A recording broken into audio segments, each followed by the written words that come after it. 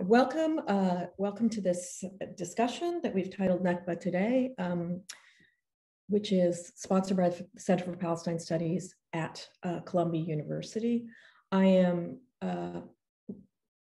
we want to sort of have a discussion today about the events that have unfolded over the past few weeks in Palestine, but by putting them in a much broader context rather than caving to the sort of attention span of at least the US press and much of the world, which is there's a moment of crisis and then there's a ceasefire and then everything goes back to quote unquote normal, which is what everyone is hoping for, but of course not what Palestinians are hoping for. So I'm very pleased to be joined today by two colleagues and friends who are deeply knowledgeable about the situation in Palestine and Israel, who I will introduce briefly, and then the structure of what is to follow is that we will have a discussion amongst the three of us for about 45 minutes, and then we will open up the floor to questions. And if you have questions, please post them in the Q&A option, which should be available. So let me begin by just introducing briefly my two colleagues. Bashir Abu-Manneh, who is joining us from London, is head of School of English and reader in postcolonial literature at the University of Kent in the UK. He is the author, among other books, of The Palestinian Novel from 1948 to the Present, Fiction of the New Statesman, 1913 to 1939, and he is the editor most recently of the volume After Said, Postcolonial Literary Studies in the 20th Century. He's also a former colleague of ours at Columbia, and I am very pleased to welcome Bashir back. Our other speaker today is Sherene Seikaly, who is Associate Professor of History at the University of California, Santa Barbara. She is author of the book Men of Capital, Scarcity and Economy in Mandate Palestine. She is now working on a book that follows her great-grandfather. The title of the book is From Baltimore to Beirut on the Question of Palestine. His trajectory from the 19th century mobility across Baltimore and Sudan to the 20th century immobility in Lebanon places the question of Palestine in a global history of race, capital, slavery, and dispossession. That is the focus of the book. Sherene is also co-editor of the Journal of Palestine Studies, senior editor and co-editor of Jadaliyya. So let me actually begin by putting out a question that I'm addressing to both of our guests today, and I think Bashir is going to begin. Over the past few weeks, we have witnessed the birth of a widespread popular resistance movement among Palestinians all over historic Palestine. This isn't the first time, of course, but is there something new in the movement today in relation to earlier moments of mass mobilization? Where is its center of gravity, for one thing? And how might we think about the relationship between a popular movement on the ground and the political and pseudo-state leadership of Palestine today? Bashir, I'm going to hand you the floor initially. Thank you.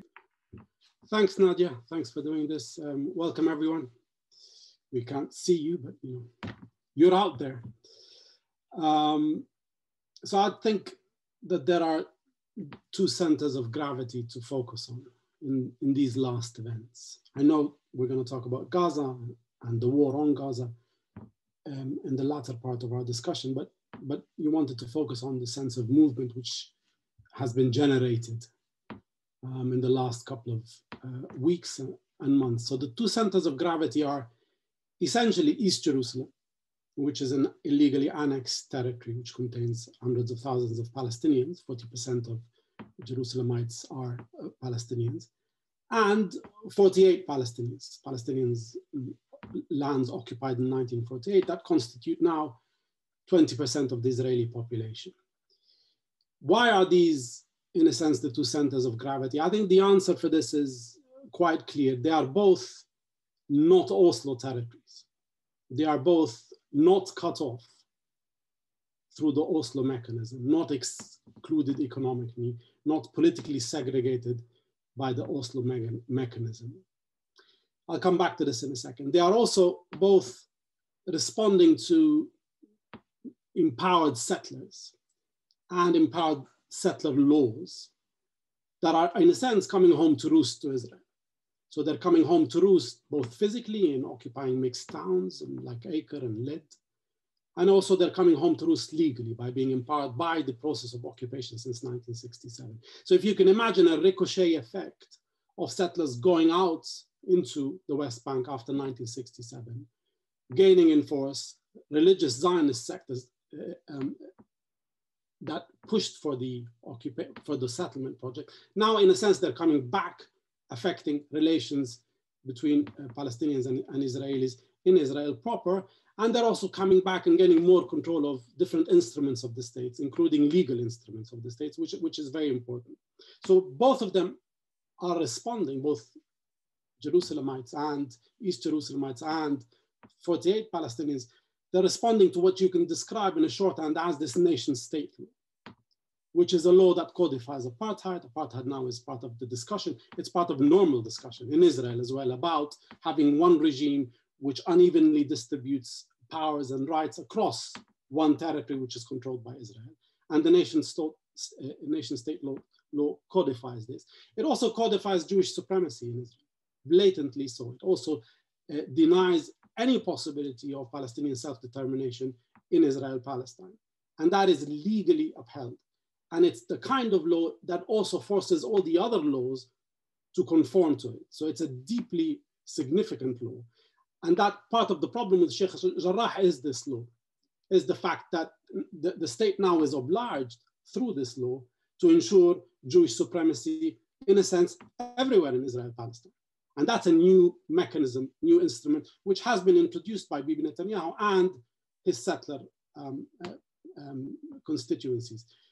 So the civil mobilizations that we're seeing are coming, in a sense, outside of these Oslo areas. And because of the nature of leverage that they have, which Oslo Palestinians don't have anymore, because they've been totally cut off, politically segregated and economically excluded, because they have this leverage, they can force concessions from the Israeli state, which is what we're seeing in East Jerusalem. Very local concessions over access to Al-Aqsa, concessions inside Israel, etc. But they can do that exactly because of the leverage. There is a positive story to this, and I know that Sherene wants to come in on the positive dimensions of this.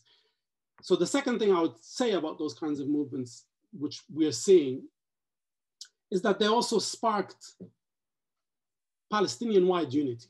They also sparked the general strike, which hasn't happened in Palestine since the mandate period in the 30s, which was massively important in uniting Palestinians against both the British mandate, British occupation, and against Zionist settlement and the Zionist project. So those mobilizations are trying to unify Palestinians in action, in political action. And this is very new. And this could also be thought of as a political effect of the nation state law. Since Israel now thinks about the area as one, and since it tries to safeguard Jewish supremacy in the area as one, Palestinians are now seeing more of the logic of acting in a unified kind of way in that space. And that's new, and that's also very important. The other positive dimension of this is that these movements are critiquing Oslo again, critiquing Oslo capitulation, critiquing the PA behavior, critiquing 25 years of pointless negotiations for the Palestinians, wasted time, boosted settlements, etc. They're also critiquing, and we can come to this at a later point in our discussion, they're also critiquing armed struggle as a mechanism of gaining rights in Israel-Palestine. These are civil, popular, organized movements which are trying to force concessions out of the Israeli state.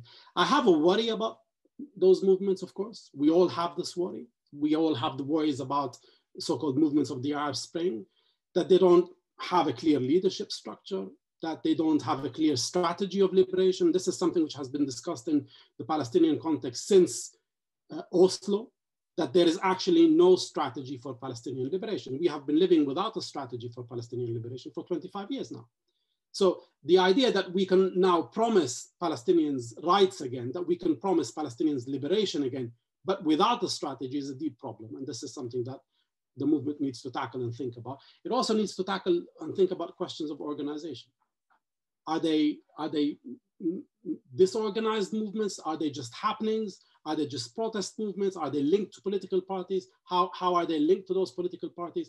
I say all this because, in a sense, and it must be stated, I think, in those terms, I think the PLO is dead as an institution. And I don't think it should be revived either. I think the PLO structure is not democratic. It has these monopoly elements in it. It excludes huge political parties like Hamas and Islamic Jihad, which are very popular in Palestine. And you need a structure which accounts for this movement on the ground, which is a structure like that doesn't exist at the moment. You need a structure which is democratically organized, that incorporates all of Palestinians, that incorporates that Palestinians in 48 can have a place in it and bring their interests, bring their aspirations, that Palestinians in Gaza and the West Bank can do the same, and also diaspora Palestinians, majority of Palestinians outside of Palestine need to have a voice. So you want to try to use this movement in order to, as it were, organize and activate Palestinians all over the place, which is essentially what self-determination means. So I think I have a lot of worries about this moment, and we can come back to the worries. I have a lot of worries about the possibility of another Nakba, which is why the title of the Nakba today. But there are also these political opportunities. Now, there is, in a sense, a fork in the road. Either we Palestinians are able to mobilize, push, run a liberation struggle, which is able to yield more and more concessions from Israel. Or we have, and I think Shlomo Zand put it very well today in Haaretz, or we have a Yugoslavia scenario, which is possibilities of another Nakba, and essentially a civil war across Israel-Palestine for a while until one side or the other wins and settles the question. So let's, for a second, remain on the hopeful side. I know Sherene wants to come in on this and think about the potentialities of this new and very important movement.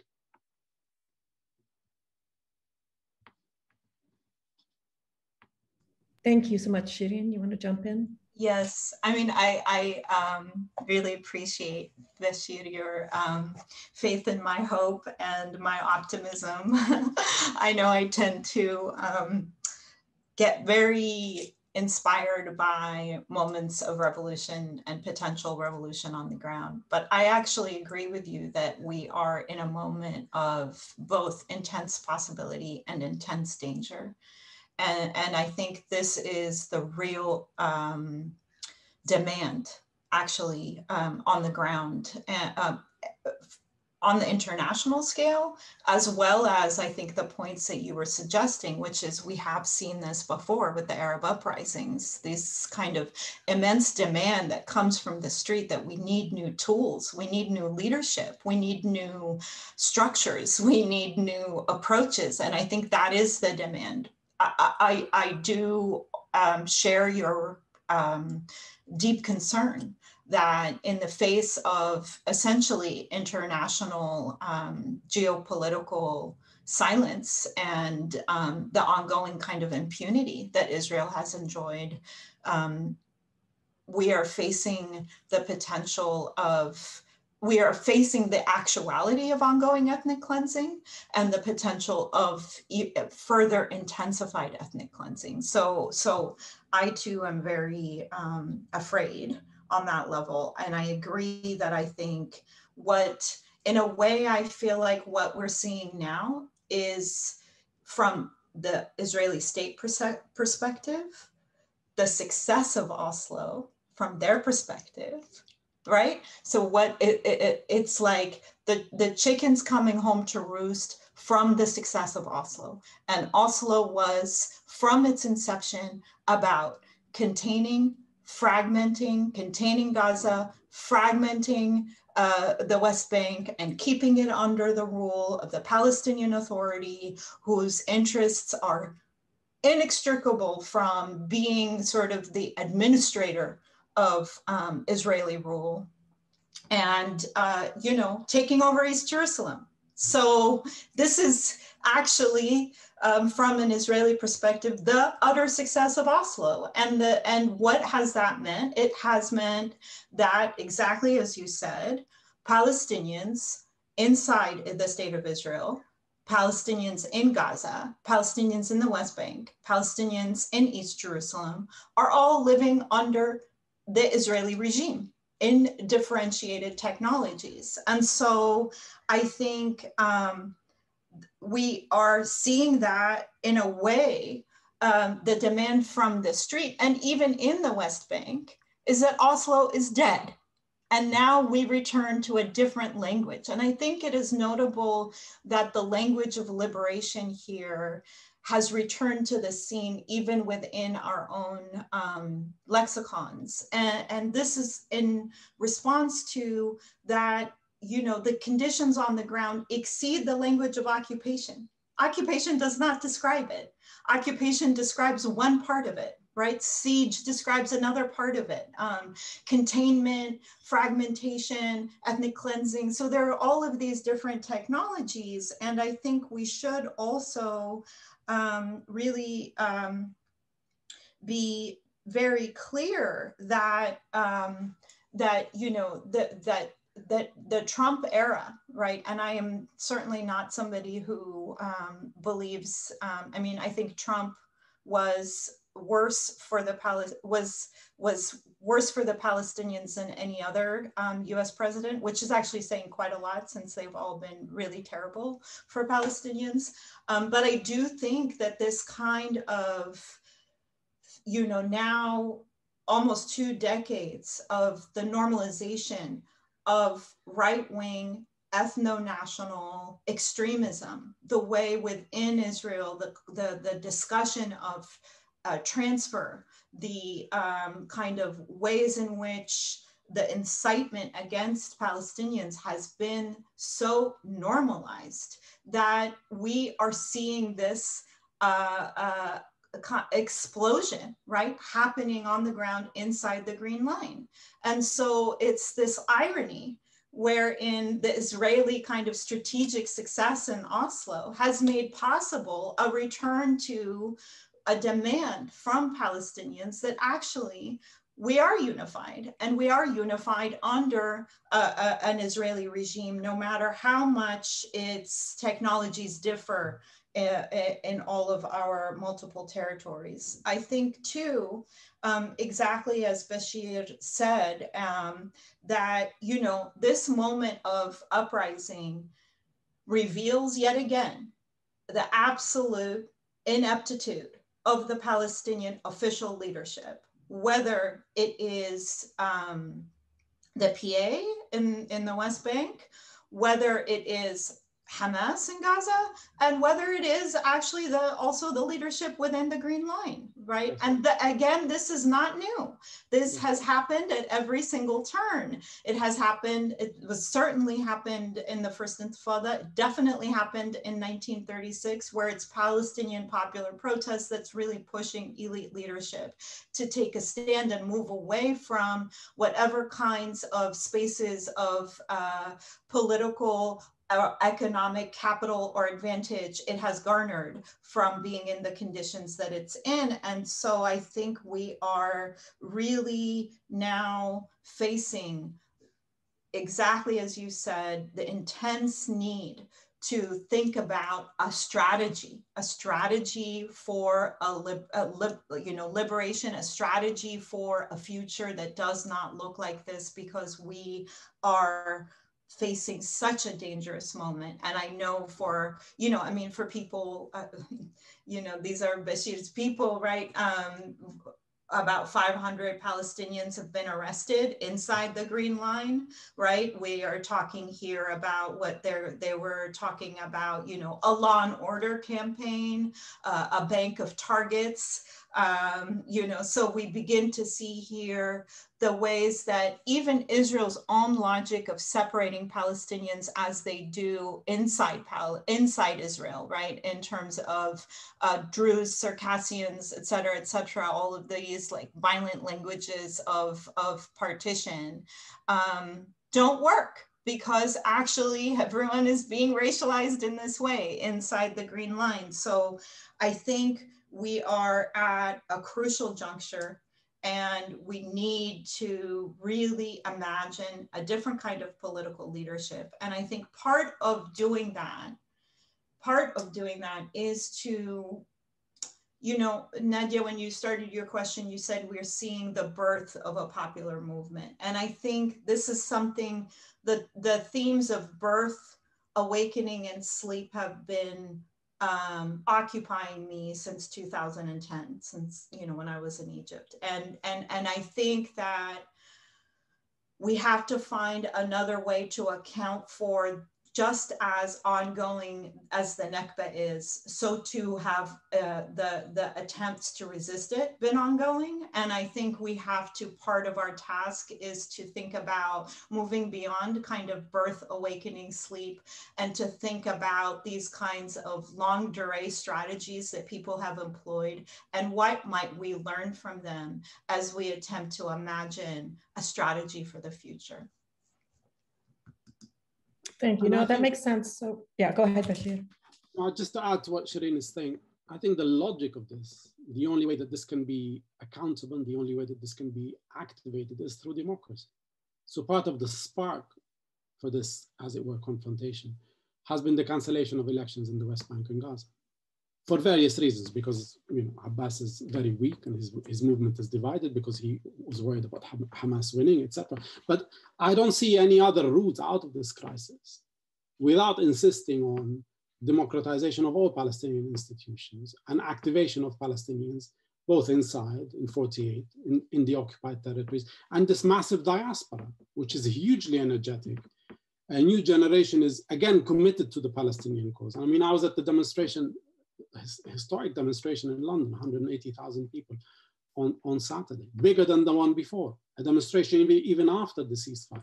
And you just had to look around you to see the voices of a new, very powerful generation fighting against, again, for the cause.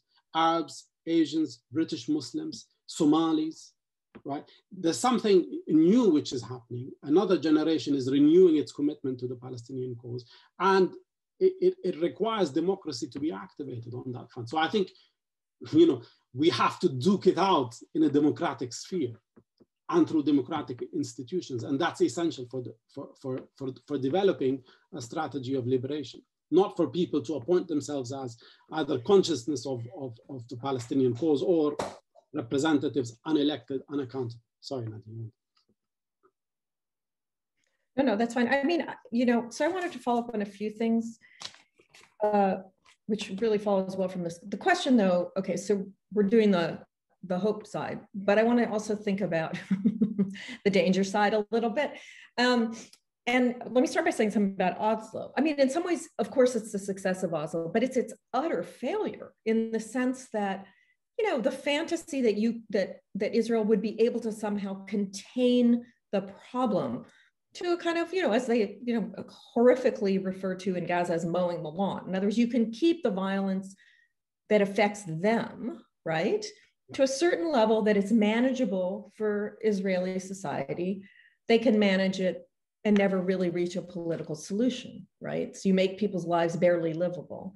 It seems to me that what one really sees over the decades is as Israel digs in more and more into a commitment, in effect, although no one says it explicitly, that there will be no political solution, that this will be managed but not resolved, right? The resistance moves closer and closer and closer to their most intimate space, right? So 48 Palestinians rising up in this particular way, obviously I don't mean that it's new, but it, you know, it was the most widespread sort of demonstrations across Palestinians under different forms of Israeli rule that we've seen in a long time, is also their worst nightmare, right? So I actually wanted to ask a little bit now to just go from that, okay, so we need a democratic solution or a democratic process. I mean, and obviously one's talking about amongst Palestinians as well, or primarily, but it's a movement that is increasingly up against of what is becoming really a fascist state, right? So I thought the numbers of arrested was already 1,400, and they just declared they're going to arrest another 500 Palestinian activists from 48 in the next 48 hours. Right, so the sort of convergence, I mean, remember through the sort of rioting that was happening, or the mob violence that was happening in Palestinian cities, or what Israelis like to call mixed towns inside 48, right? The violence against Palestinians was not spontaneous. I mean, if one thinks about the problem of a lack of organization or unified strategy, the violence on the other side is deeply unified. It's a settler movement, it's a right-wing movement, it's with the explicit support of the police. The Minister of Security said they were a multiplying force for the IDF. Netanyahu defended even if you shoot right. And they were organized coherently, both in Sheikh Jarrah and throughout cities inside, on WhatsApp and Telegram, et cetera. So this is organized violence, effectively a certain kind of mob militia violence that has the backing of the state. How does one, like, I mean, I don't have, obviously you're not going to have an answer, but I think the question is, you have this sort of move towards a kind of critique of leadership on one side and the struggle to build a much more democratic, popular movement again against leadership that has tried to suppress this over and over again. But on the other side, you have this rising fascism with deep popular support. I mean, the recent elections, like 72 out of 120 members of parliament are pretty much on the far right. That is where that confrontation is deeply dangerous. And I guess I want us, without, I don't want to sideline the question of what has been gone on that might be hopeful, but I want us to pause for a minute over the possibility of another Nakba, right? What do we do with that? How do we think about that? And how do we make others take that seriously? Because I think we really need to get people in the US and Europe to think very seriously that what they are suborning, what the US government, et cetera, is suborning here is that possibility, right? And it may be too late by the time they wake up and say, oh, whoops, right? So I know Sherene wants to come in on this. So if I were an Israeli state manager and I've seen those last 4 elections, and I've seen the Palestinians voting more and more, and I've seen the Palestinians essentially from an Israeli state management perspective constituting a bloc, right? Where policies will have to change to accommodate, or that 20%, if you think of 10, 20 years down the line, will increase more and more. It'll be 23, it'll be 24, if it gets to 25. From an Israeli state perspective, that's a serious problem, which compels the state either to accommodate to the Palestinians or to thin out the people voting. Now, how do you thin them out? Now, you thin them out by replicating what you're already doing, which is a divide and rule strategy, which is isolating, cutting off people from one another, fragmenting them politically. So you have Ghazi completely separated off politically in Oslo since 1991 from the West Bank and East Jerusalem, as if it exists in its own realm. It's a hostile. You can see that being replicated. You can see that being replicated internally in the West Bank as well, where you have these small fiefdoms, security fiefdoms. If, let's say, the PA collapses, if the PA collapses, statehood will not just arise in the West Bank, it'll be carved up into small security fiefdoms arranged by the Israelis and controlled by the Israelis. Now you can see that logic being replicated inside as well. So where they deal with these clusters rather than with a unified entity or a self-determining entity that is seeking a state. So I think it's an absolute problem for the Israelis to think about this, what they call the demographic threat. Sorry, Sherene. No, why are you sorry? I think, yeah, I mean, I think absolutely that it's that success and failure of Oslo that are the two sides of the same coin. And I think its utter failure has been and I think this is what the last 11 days or, several weeks have shown, that this attempt to continue to forge facts on the ground so that the Palestinians disappear is not working. At the same time, I don't think it's about another Nakba. I think that, as we all agree, the Nakba has never ended. It has never ended. And the ethnic cleansing is happening in a daily way, in ways that are isolated, not necessarily seen. I mean, we know about Araqib as an example, right? We know, we're all attending to Sheikh Jarrah. We know that Silwan is also under intense pressure. We know the kinds of gentrification politics and settlement politics that are happening to dispossess Palestinians inside the Green Line, whether it's in Lid or Nazareth. This is the technology of the state, and they have banked on the inevitability of Palestinian acquiescence and failure and defeat. And I think that, this is what this moment is kind of really attempting to overturn. I think that it's really important to understand also that every time you say again to Palestinians, the two-state solution, you are basically saying to Palestinians, we are supporting this umbrella that will continue your Nakba.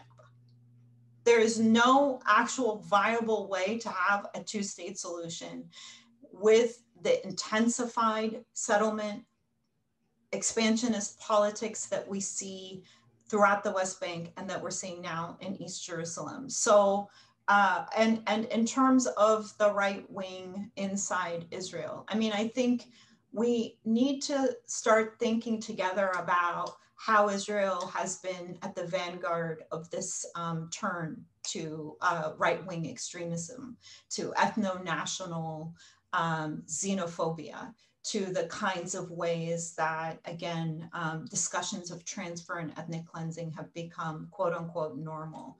And I think Israel has been a leader in this regard. And that while many people were so taken aback by Netanyahu's alliances with right-wing, ethno-national, even anti-Semites, whether in Europe or with Trump, this should not be shocking, in fact, right? We should have been seeing the writing on the wall for a long time. And I do agree that it is an intensely explosive, dangerous moment. And that really at this point, all of this kind of global solidarity that we're seeing has to itself rethink its own vision of what the future is. Because if we do not have some kind of leverage, we will see an intensification of the ongoing Nakba. I'm going to follow up with something earlier in an integrated question, but I want to say one thing, Sherene, absolutely, and I should be more careful with my wording about the Nakba again, but there's scale, right? I mean, there's an ongoing Nakba. In 1948, 1967, there was a scale of expulsion through war, right? It's what I guess Shlomo Zahn referred to as the Yugoslav solution. That's what I mean is that I think is someplace we are approaching as an ever more possible move by the Israeli state as the state itself becomes far more fascist. And you're right, has been at the vanguard, and also as this internal quote unquote democratic threat. Right, you can no longer, I mean, all the coverage like, oh my God, everybody lived peacefully for so long, what happened? I mean, when you can no longer convince yourself that that is true, then the alliance between the really right-wing Israeli political groups that have been calling for the transfer of Palestinian citizens of the state out, and more sort of centrist liberal factions who wouldn't want to explicitly align themselves with that might become easier, right? And I think we have to keep scale in mind when we think about the various threats as they unfold. So I want to go back. I guess I'm going to combine a question out of a comment that Bashir, you said with something coming from an audience, the audience from Hadi al-Asadi. So you said, okay, so we can come back to the question of critiquing armed struggle, which I would be interested in opening that conversation a little bit, but I want to add this question that came from the audience. Can you say more about the ineptitude of Hamas?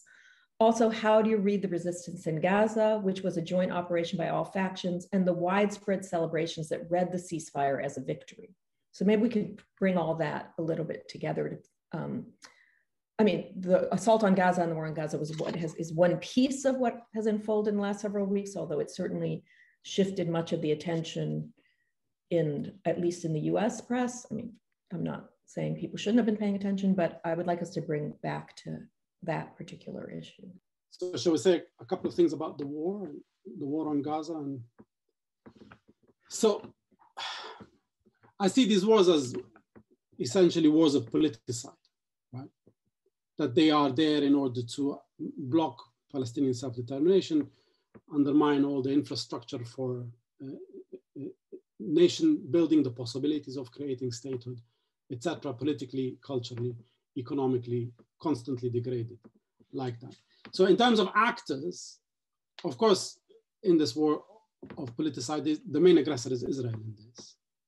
And this is another war in a series of wars since 2000 in order to assert Israel's colonial supremacy, in order to ensure that one people can self-determine in Israel, Palestine, and only one people, Jewish Israelis, in order to degrade the power claims of Palestinian nationalism. Whatever you are, you're a collection of individuals, you're not a self-determining community, you're not a national collective.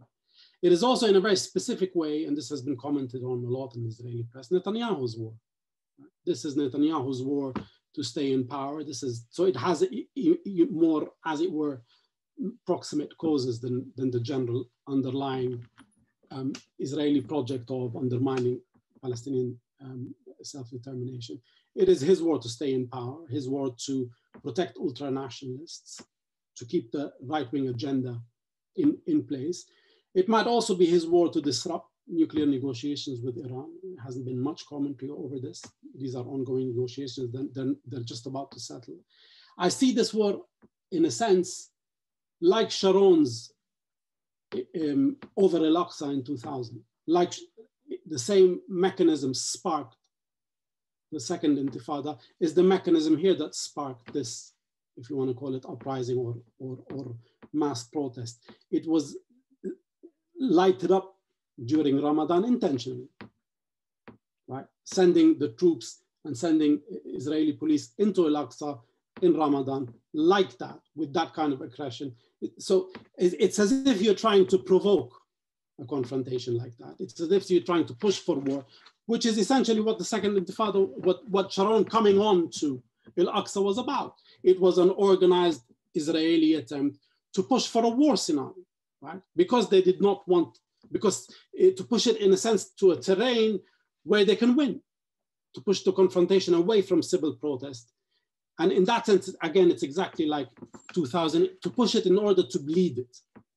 Now, the strategy, the Hamas strategy in this is they obliged. So they said to Israel several times. So the idea that the Israelis were surprised by Hamas's launching of rockets, I don't buy this. I don't buy it because Hamas said it would do it. Not because there's nothing mysterious about it. So there's Israel feigning surprise at Hamas launching rocket when it warned it would, if what continues in East Jerusalem continues. I don't buy the idea of Israeli surprise. So the Israelis knew it was coming and they continued to bleed it. So in a sense, in order to move a focus away from civil protest, they sought, like 2000, a military confrontation with the Palestinians, right? So they knew it was coming, and I think they wanted it to move it on that terrain, because that terrain is easier for Israel to deal with. That terrain, they can marshal various kinds of instruments about rockets before it was suicide bombings, and then they can utilize the military, and you can have everyone around the world coming and sympathizing with Israel and making an argument, a bogus argument, that Israel has a right of self-defense against the people it occupies when it's totally violating their rights, etc. Now, so because Hamas saw this moment as an opportunity for it to project itself nationally after Abbas canceled the elections, I think that was a very important political calculation for it, because it saw Fatah has weakened, it saw Fatah has divided, and in a sense, its ambition has always been to inherit the Palestinian cause, to be the dominant, and it has succeeded in that more and more. So voices out of the West Bank are very clear. People in Ramallah were communicating the fact that they tell you we have tried negotiations for 25 years. Things have gotten worse for us. So we might as well go back to force. But if you ask people in Gaza about force, I'm not sure they would have the same response, because the cost of force like that, the cost of rockets like that, I mean, you're taking it to a terrain where Israel perfects, which is the use of force. You're much weaker than Israel. Israel is the fourth strongest army in the world, and yet you seek a confrontation with Israel in a mechanism that it has simply perfected. So I think there's a real problem in trying to move the confrontation to a military confrontation. And I think the Palestinians will always lose in a military confrontation, purely by a balance of force calculation. The Palestinians will be able to convey the nature of their dispossession and expulsion through civil protest and civil resistance, like the first Intifada did very well, hence Oslo, and like Sheikh Jarrah does very well. So it gives you a very good prism of what the conflict is about. Shooting rockets from Gaza simply doesn't. Now, like Fatah before it, so this is not just a Hamas strategy, this is an armed struggle strategy. The Palestinians have employed this before it also failed. And you can't make the argument that shooting rockets into Israel is a successful strategy for the Palestinians. Gaza is more and more destroyed. It's not reconstructed.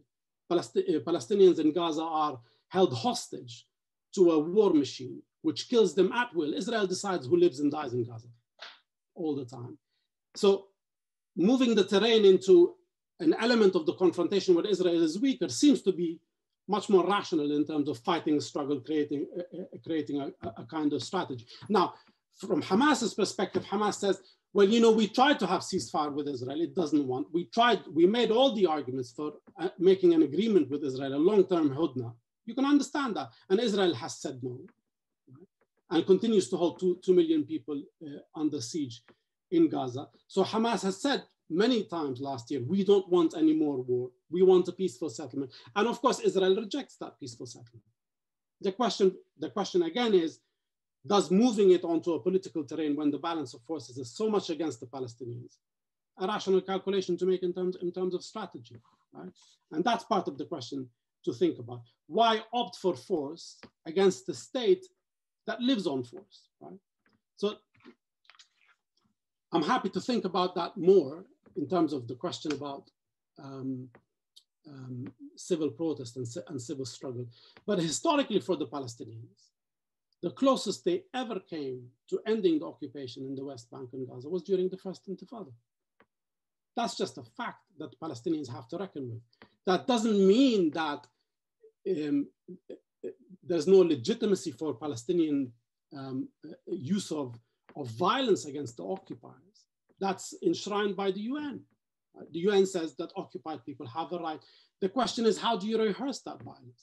There was a discussion in 2006 about trying to organize the Palestinian resistance struggle, both in its armed wing and, as it were, in its civil wing. That discussion has gone out of the window now. And I think that discussion needs to be returned to. So again, you need to return to a sense of trying to organize Palestinian strategy in a successful way, not build illusions about your military capacities. And again, breed illusions in the next generation of Palestinians, promising them something that you simply cannot deliver against Israel. It's as simple as that. So I think that's part of the discussion that has to be had. I'll stop there. Yeah. Sherene, do you want to jump in on that, or I might move the conversation a little bit to something I know that you're very focused on, which is the sort of mass-based movements, not just in Palestine, but elsewhere. But I want to give you a chance to. I'll just make 2 points really quickly. Yeah. One is there's an artist in Gaza, her name is Malak Matar, and she wrote something really powerful after the ceasefire went into play, and she said, I'm a survivor. I'm a survivor of 4 Israeli wars on Gaza at the age of 21. And I think that really encapsulates what it means to be a Palestinian in Gaza. And we have to really, really think about that. In terms of ineptitude, I think we have to, and this has always been my take and what I keep saying, which is that the wait until after revolution formula before we get to the problems within our own social formations never works. And there is a robust critique of Hamas in Gaza. And that robust critique was also part of the calculations to make this move where, yes, of course, people are celebrating all forms of resistance because they are basically under the power of the 11th most powerful military in the world. So it does not surprise me that people are celebrating all forms of resistance. And I think that, we, in a way, some of our internal work is to rethink triumph and victory and defeat, right? How do we understand those, and how do we reshape them? Finally, with violence, I'll just say, I'm still thinking through those questions. I do think that the use of armed violence does inflict discomfort and cost. And I think those are, you know, crucial kind of leverage points. I agree that there is no way that the Palestinians would ever win in that battle. But I also want to, in addition to really, you know, supporting what Bashir said about the Palestinians' rights to defend themselves, right, through armed struggle enshrined in international law, but also to begin to dismantle this formula where we are supposed to accept immense, expansive colonial violence and then demand from the colonized nonviolence, right? I think that's a formula that we have to, in this moment, move beyond. I was very clear on this coming through, Nadia, in the 90s and over this. And I think many people have said it amongst the Palestinians. I'm against suicide bombings. I'm against targeting civilians on any side of the conflict. And I'm against shooting rockets indiscriminately into Israel. It's as simple as that. If you have that standard, right, then that standard needs to apply in the conflict. That's the way you safeguard Palestinian lives, and that's the way you safeguard the lives of ordinary Israelis. Ordinary Israelis have a right to live in security. They have a right to live in safety, like anyone else. There's nothing distinct about them. The state is aggressive. The state is violent. The state needs to be held to account. The state needs to be sanctioned. Yes, absolutely. But ordinary Israelis going about their ordinary business, taking the bus to work. I was in Haifa during suicide bombings. There's no way for me, there's no logic that you could say it's okay to target civilians. If we want to hold that line over Israel, we should hold it as a Palestinian movement as well. And I think that's, so for me, it's immoral, and it's also politically counterproductive. So what did suicide bombings bring the Palestinians? The argument that people who undertook suicide bombings, the organizations that organized suicide bombings, was you instill fear in the Israelis, right? So there's a parity of fear. Okay, great. There's a parity of fear amongst the Israelis. But then what do the Israelis do when they're afraid? They totally support their state. And what does their state do with its huge army? It just uses all elements of force to crush the Palestinians. So the question is, do we want another 30 years of this and to lose at the end of it? Or do you want to rethink the Palestinian struggle on a different terrain, on a terrain where Israel is politically weakest, where you can organize against Israel most, and where you have most sympathy and support in the international community where it matters? As isolated Palestinians facing the might of the Israeli war machine on their own, force will always lose out. If you have another formation in the Arab world where Arab armies come in, there might be a different outcome. We don't have that formation. Right? We are isolated Arabs as Palestinians on our own, facing essentially a war machine. You have to make decisions of how to fight a struggle like this. And I agree with Sherene totally.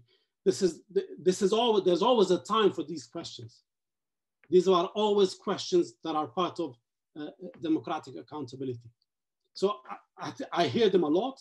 I heard them on Channel 4 News on the first day that the war broke out, when a resident of Sheikh Jarrah said, "We are running a civil protest here. This takes away attention from us." And I think that's absolutely legitimate. So there has to be a way where the siege can be lifted over Gaza. The question is, will rockets lift it? It's been since 2007. It's been over 15 years. Imagine living under those conditions in Gaza for 15 years. So, I mean, it seems to me, so I'm going to push the conversation a bit towards in a slightly different direction, but and also incorporate some questions. But I want one comment, right? I mean, the question about armed struggle, obviously, is moral and it's strategic. And those are not those are different kinds of questions, right? So the Hezbollah struggle in the south of Lebanon strategically was actually quite successful in the long run. It took a long time. So I think that, I mean, we're sort of having a conversation in both directions, but strategically, the question is, if there was an armed struggle, if there could be an armed struggle that would live up to the criteria, Bashir, that you're laying out, which I'm sympathetic with, I should say, is that possible right now in the context of this particular struggle? What would it look like? And it's kind of hard to imagine what it would look like. Something that might strategically work, right? It's a different historical moment. It's a different configuration. But so that pushes us back to sort of where we began, at least in thinking about civil kind of movements on the ground and sort of civil resistance movements. And so Sherene, I'm going to direct a few questions to you. One thing that we obviously discussed and that I'm going to put on the table, but then also link it to some questions coming from the audience, which is there's a question right now of whether there's been a certain kind of opening, right? Whether this particular last 3 weeks where Europe and the US was paying a little more attention again, right? They would like to say of the violence as if it goes away after this, but whether there was a certain kind of opening in this conversation, and in particular in relation to the war on Gaza, which is always what derails, right? Well, right, the right to self-defense, that was not open in prior periods, and sort of what do we do with that, and what made that possible? And let me just add a couple questions from the audience to that, if you don't mind, and then I can remind you later if I've done too much. So one person asked, so what are the kind of popular democratic institutions that Palestinians under Israeli rule, all of it, could create in order to put pressure on Israel and its logic of fragmentation and apartheid? And of course, that's a question that's inseparable from the global context, because in the same way that there is no war on the ground that's going to be, that's going to be won against the Israeli state on its own, there is no civil society movement and resistance that is going to be won on the ground without international support, right? And related to that, someone else was asking, and what kind of a civil society movement might one need internationally to take down state fascism? Obviously, Israel's the case that we're talking about, but it is one instance. So how we think about that, and just to add one more thing, as someone else pointed out, with all these explicit now peace agreements or treaties between Israel and many of the Arab states, that population on the ground is in a very different position vis-a-vis the Palestine question, even though we've been seeing demonstrations. The Arab regimes have been really taken out of the equation. I mean, they have effectively been out for a very, very long time, but they're out of the equation. So how do we think about both creating democratic institutions as a movement on the ground, but what kinds of support might be possible globally, and whether that there is an opening that makes that imaginable, right? Thanks, Sherene. Sorry, I just dumped a lot on you. Okay, yeah. The privilege of being the moderator, I could just dump these questions and go back to my tea, Okay, I'm gonna do my best.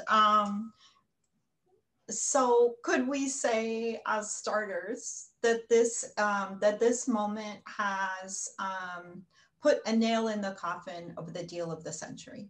Could we say that? Would we agree that these, ways that the Trump administration and, his Prince Jared Kushner, with all 25 of his books on Israel Palestine, were really banking on Arab regimes signing on and normalizing as a absolute indication that the Palestinians are completely on their own and they have, no one backing them up anywhere in the world. And I think that this is actually quite linked to what I sense is some of the kind of impulse behind some of these questions, which I think we can see in sort of two phenomenon that are interlinked. First of all, a moment of intense, moment is overused for historians, a time, let us say, of intense global reckoning.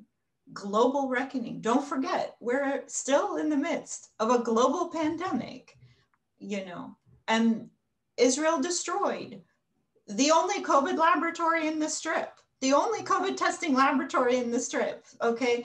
And the leading medical doctors running that endeavor. So I think we have to think about the kinds of global repressive forms of the consolidation of right-wing xenophobia across various borders, the intensified disparity in economic conditions, you know, the breakdown of the state. Think about Texas 3 months ago, which feels like 10 years ago.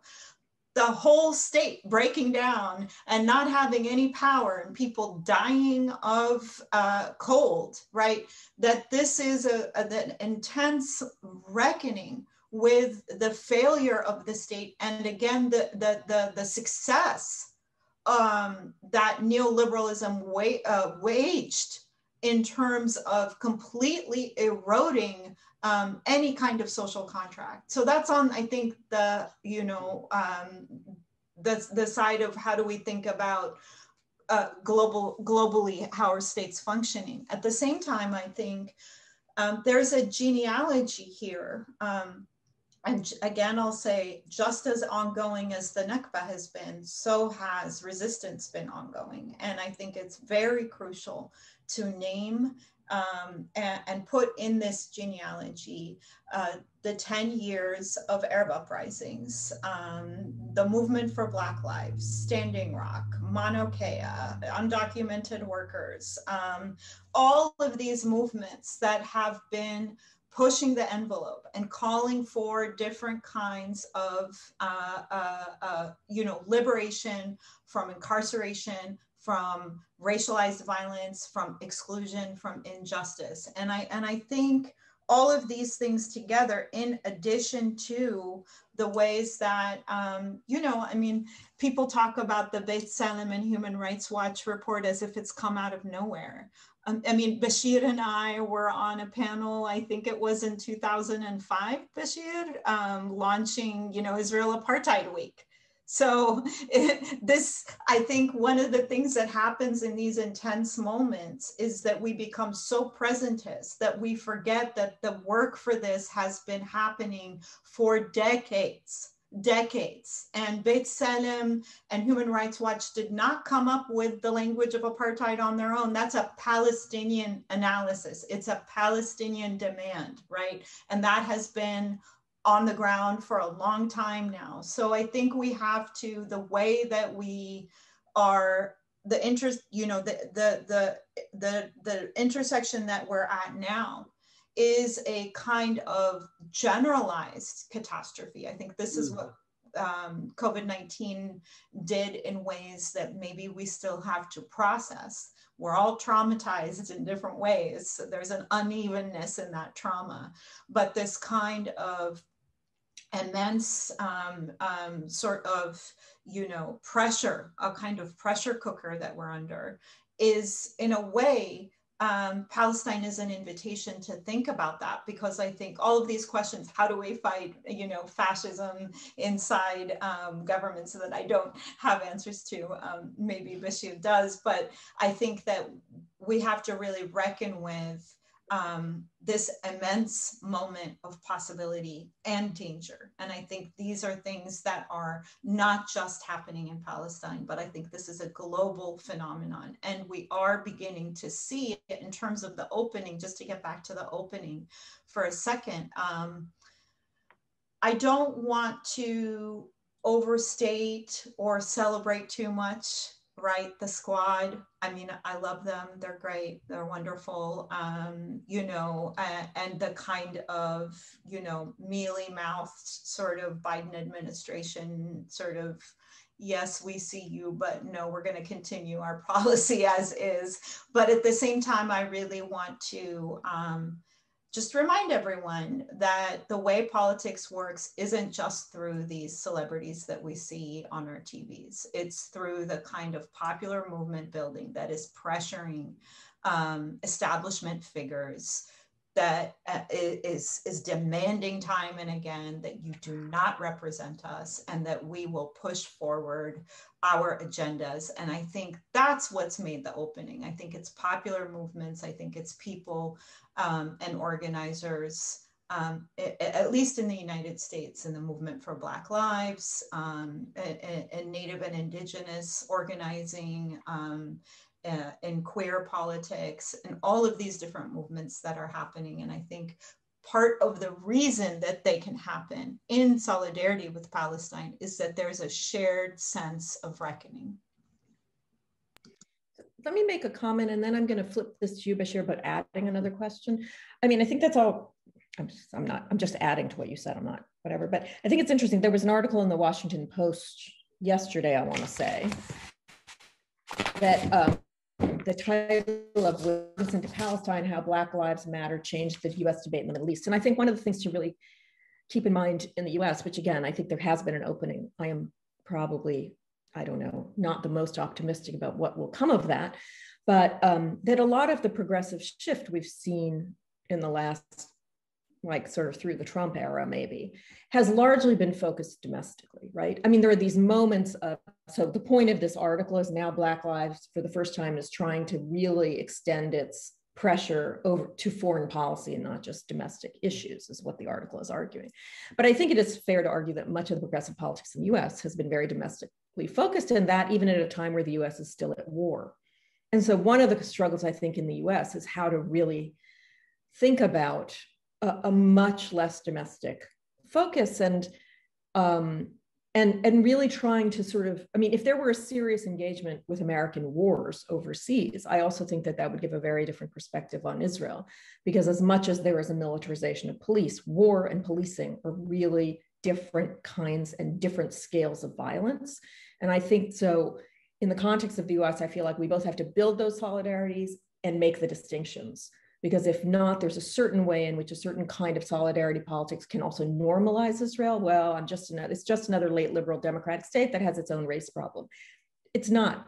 Its race problem is not the same, right? And war, which we know is, you know, the siege on Fallujah is much closer to Gaza than is the policing in US domestic cities. So I think that how we make that a richer conversation, I think is important. So to go back to the question of how one builds a democratic movement, and in part the question, Bashir, that was also focused domestically, I want to add something from the audience as well. Given the undeniable intensification of overt ethno-national fascism in Israel, are there ways for collective resistance that may include cross-national, cross-ethnic civilian resistance within Israel against racial apartheid? In other words, we've been focused very deeply on the Palestinian unity across these different forms of Israeli racial control and building a movement, which I think is essential. But it is also true that if there isn't any domestic support, I mean, active support from a movement, however small, of Israeli Jews, you know, where will we get, right? So the question of what that possibility is and whether you've seen much of that over the past several weeks. I'll start with Bashir and then come back to. Can I just come in? Oh yeah, jump in, yeah. Bashir, you can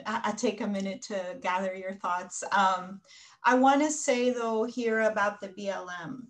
If you think about the movement for Black Lives as divorced from the Black radical tradition, then we can think about it as only domestically.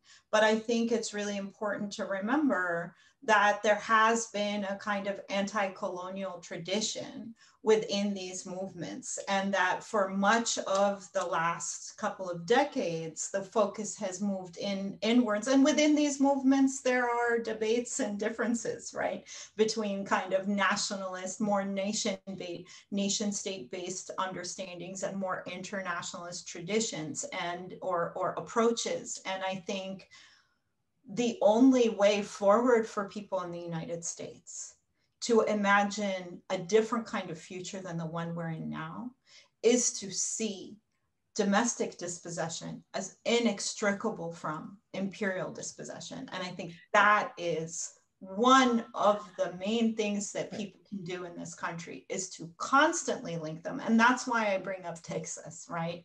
Because when Texas happened, everybody around me was like, oh, this looks like Gaza. Or I had a friend in Calcutta who said, oh, well, I'd expect this to happen here, but not in Texas. It's like, why? Why don't we expect it to happen here? And I think, again, your invitation is precisely one of the things that people in the United States need to take out. And that no, I agree with that. And it's drawing on that older radical tradition. But I also think that I would put it that way, there are elements within all these movements. And I only brought up Black Lives Matter because the Washington Post was like, oh no, they seemed a little panicked. Oh no, they're getting into foreign policy, right? But there are, of course, elements within these progressive movements that do have a more anti-colonial kind of international scheme. But by and large, the progressives that have driven the shift in electoral politics in the US, right, are much more domestically, as a movement, remains much more. And again, for me, the starkest example is around Palestine, but the US is at war. It's at war in Afghanistan. It still has troops in Iraq. It has troops in Syria. It has troops in West Africa. And that conversation barely appeared in the election and has barely appeared since. And unless that conversation becomes prominent here, it's hard to imagine how Israel would also, right? I mean, you have to bring that together to understand. So I'm agreeing with you. And I'll just one last thing, I'm sorry, Bashir, which is just to say that I think you're absolutely right. And I think one of the things then that we have to do politically inside the United States is avow our existence as citizens of empire, right? So that like we are in an imperial formation that we are complicit in, and what do we do about that? Absolutely. Bashir? So let's go with a very negative scenario, which is possible. So if Israeli settler laws, chicken coming home to roost, continue to become stronger, continue to form governments, continue to be at the forefront of Israeli politics, continue to be unbridled by Israeli state, let loose, the only thing you can imagine is a religious war, because their focus is absolutely Al-Aqsa, their focus is Dome of the Rock, their focus is to destroy it, to build something in its place, which is Jewish, etc. So you can imagine this scenario, if it's not curtailed, if it's not stopped, if it's not contained by various mechanisms, internal and also by external pressure, that this will continue to run. And it continuing to run means ultimately a religious war that Israel can present to the world as, my war against Muslims, your war against immigrants, and there's a lot of common ground between Israel and right-wing regimes in Europe on that front. The only way to stop that from happening is, I think, there are two ways to think about this. The first one is to acknowledge that on some level, the argument for equality in Israel-Palestine is a very powerful argument, and it's an argument that Israelis should understand. It's a terrain that should be fought for by the Palestinians, which means that recognizing that the Israelis are there, need to be dealt with, cooperated with. You need to divide them up from their state. You need to separate them off from this one body unified against you. You need to formulate a form of politics which does that. On a practical level, I'll give you an example. One of the organizations which has been very popular, as it were, on both sides, is the Families of the Bereaved.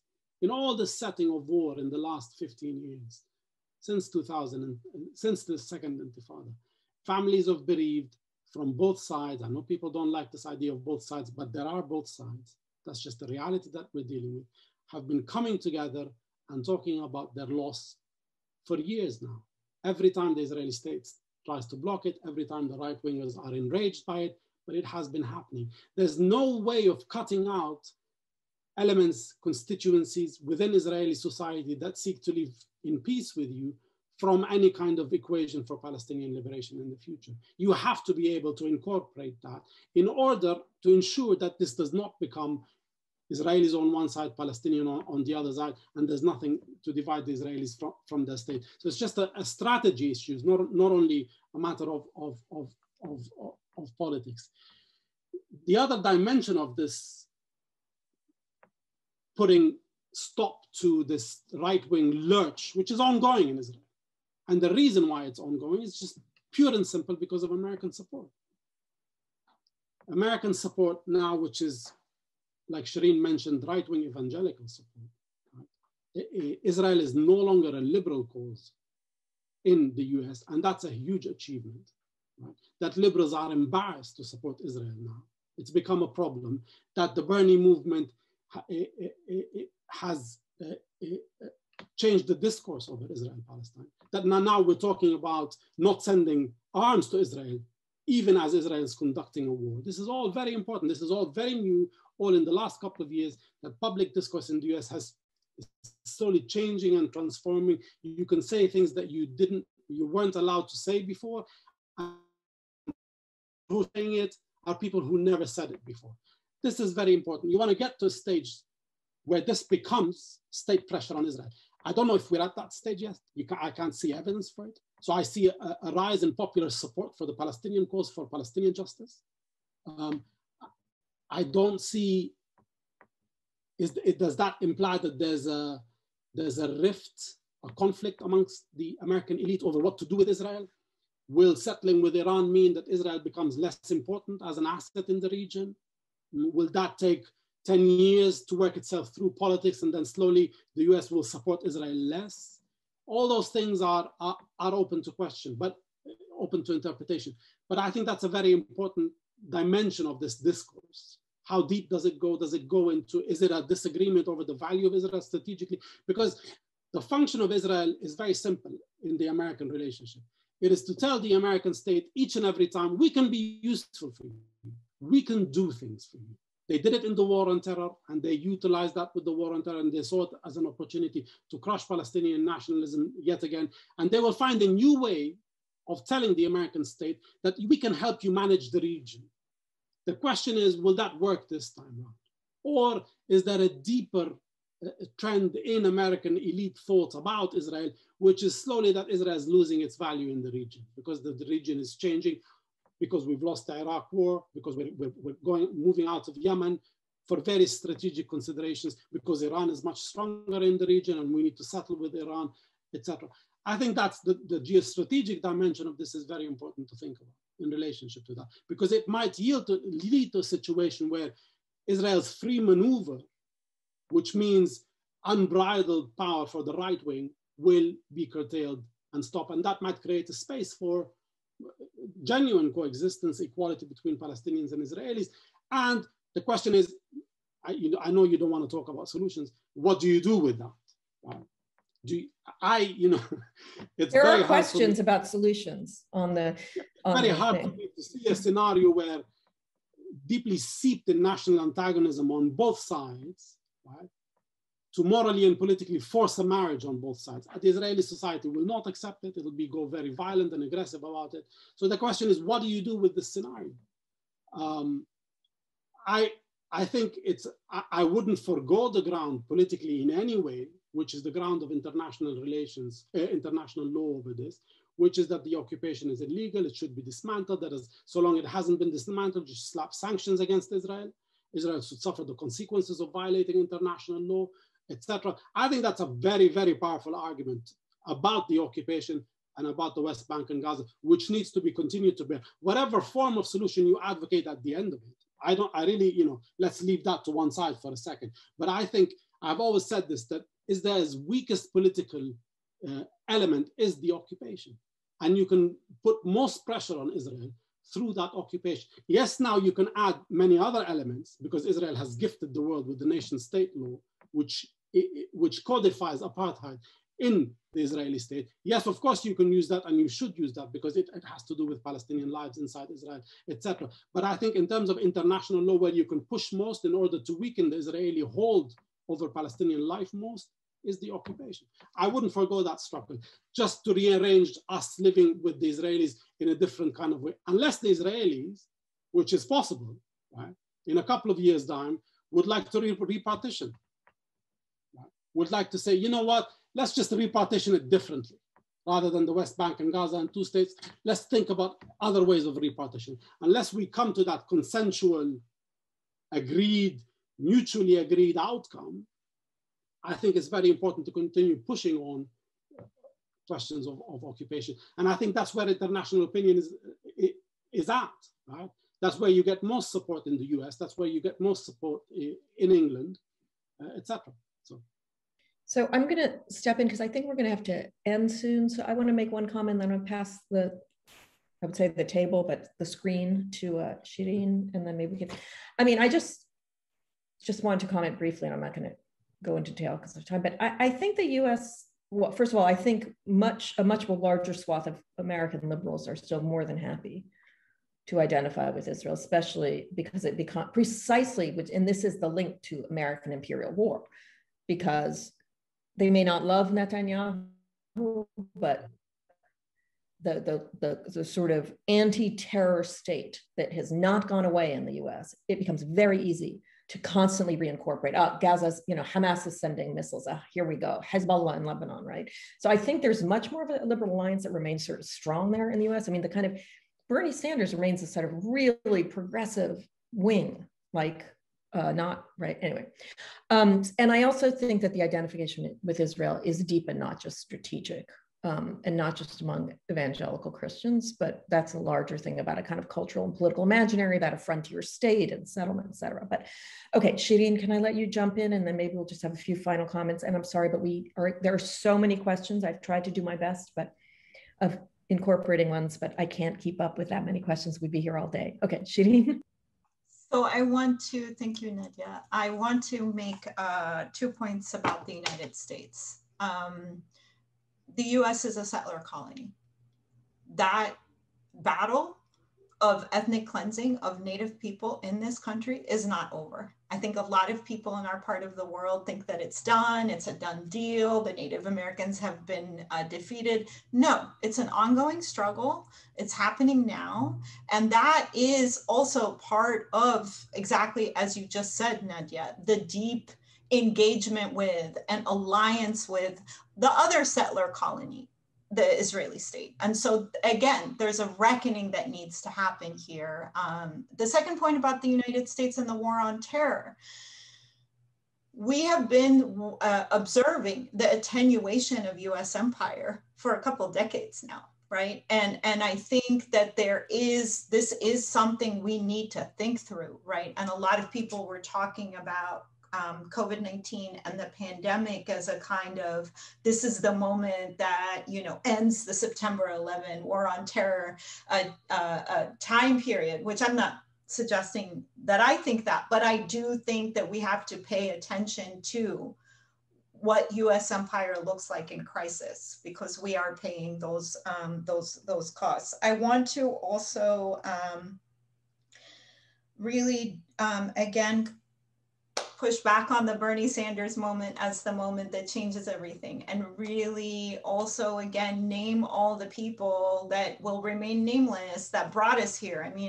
Back in 2000, it was like a group of us in New York, Bashir included, who established the first Students for Justice in Palestine. And we were working alongside a group called, Queer Jews Against the Occupation. So again, this is a long durée struggle, and it is those efforts that push people like the Bernie people to take a stand. And so I wanna hold on. I know there's a little bit of consensus that I'm the Pollyannish of the group, but I do want to hold on to that strategy, that lineage, that genealogy. And in terms of the future and how do we imagine the future, again, I hear you, Bashir, about occupation being, like the language within international law. But I think the conditions on the ground exceed that language. It does not describe the conditions on the ground, and it cannot explain how is it that the resounding call from Palestinians inside the Green Line, in Gaza, in the West Bank, in East Jerusalem, has been for hope and dignity, right? That's been their mantra. And I think those are the demands that Jewish Israelis have to listen to, that will affect their lives. And, frankly, yes, okay, we can keep saying, there are these two national sides, but in many ways, across various divisions, people are living in the same space. So we're going to have to figure it out, right? And I think, you know, again, to reify my image as the hopeful one, is to say that I believe that Palestine offers us a gift, and that gift may be how to imagine liberation and peoplehood outside of nation state logics. And I don't have a way to do that, but that's what I think is the potential of our struggle on a global level. So I think that's perfect. Let me say one thing, then I'm going to let you do the final closing word. No, not at all. I just want to say, Sherene, I would never describe you as Pollyannish. And to come in on your side on this one, is that, yeah, I don't know that I have much faith in international law, not just because it cannot, I mean, it doesn't contain, but to do anything. It never really, I don't know. Its ability to actually change political realities on the ground almost seems backwards. One already has to have the political will, and then international law can be used. And the turn to international law, the turn to human rights language, which is part of the sort of global political almost hegemony of international law, that the only thing one can really talk about anymore is human rights violations, I think has been to the detriment of a political struggle in Palestine in some ways. But that's aside. Bashir, I give you the floor for some final comments, and I will thank our guests, since Sherene's closing remark was perfect. I don't want final comments. That's a lot of pressure. No. I mean, something you might want to say. No, absolutely. So the reason, there's a pragmatic reason to use international law other than general principles of justice, is just because it's on the occupied side. So if you want to be pragmatic about it, since it's on your side, and since everything that Israel does, including its so-called bogus wars of self-defense, which are not wars of self-defense, but wars of aggression, are in violation of Israel's obligations as an occupier, why wouldn't one invoke the international law? I don't see why one would forego that today. Invoking is different than believing that it is a place where the struggle may actually materialize and have effect. That's where I have some serious doubts. I mean, part of the struggle is that we can go into, I don't want to go into third world people's changing international law in the moment of decolonization and putting the agendas of self-determination on the political agenda globally. It is what it is. But we're living in a world where the questions of dignity and hope and rights are linked to states. I don't like that world. I don't want any state in the Middle East, but that's just the world we're living in. And part of the arguments that Palestinians have been mobilizing for years, including the ones most affected by those processes, are that we want a state of their own.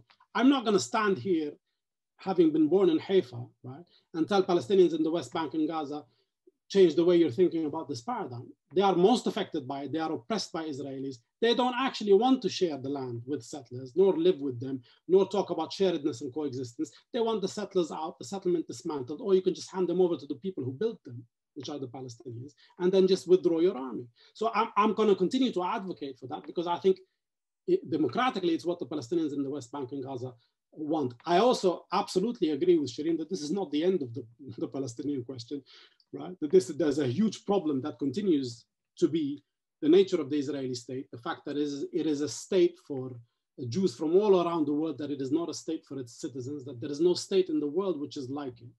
There are states, there's no state for all Muslims, but there is a state for all Jews in the world. So absolutely, we want to continue to be pushing on that front. But the question of occupation, because of the behavior and the viciousness of Israel over the occupation and its wars, is fundamental.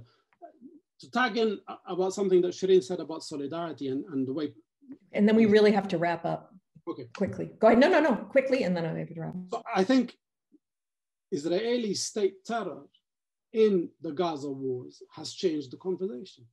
Right? And that has been acknowledged in the Goldstone report, that has been acknowledged by international law, to humiliate, terrorize a civilian population like Israel has done. So I think in part, yes, of course, it's always Palestinian organizing, pushing and opening and ensuring that the space for discussion remains open and continue to push on that front. And on that, I'm in total agreement with Sherene. But I also think that what Israel is doing all the time is alienating people across the world. People see Israel for what it really is. And those riots and lynch mobs that were unleashed by Israel, enabled by the Israeli state and protected by them, reveal a side of Israel, which Israel has been hiding for a very long time. That's the true face of running an ethno-national state like that. So we agree, I guess. Well, that is a good ending, although not, we may have started out hopefully and ended up a little less on that comment, but that's okay. I'm sorry to have to cut this off, but we were not supposed to run this long, and I actually have to be on something else in like 2 minutes. I really want to thank both of our speakers, Bashir Abu-Manneh and Sherene Seikaly, for coming and having such a rich discussion. And it is a little odd not to be able to see the audience, but I hope that we've been able to incorporate at least many of your questions, even if in kind of merged form. And this is a conversation, obviously, that will continue and needs to continue. So again, thank you all for coming, and thank our speakers. And we will hopefully do something again soon. Bye, everyone. Thanks, Nadia. Thank you, Nadia. Good to see you. Thank you. Good to see you, Bashir.